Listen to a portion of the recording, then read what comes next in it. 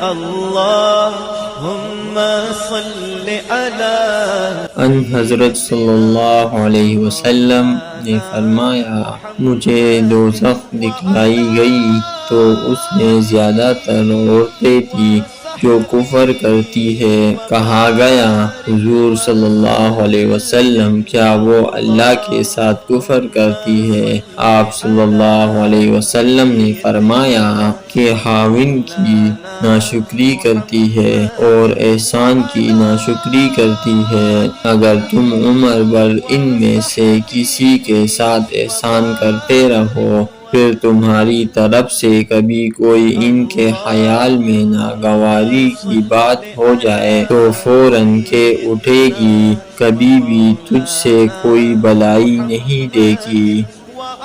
صحیح بخاری حدیث نمبر 29۔ وصحبی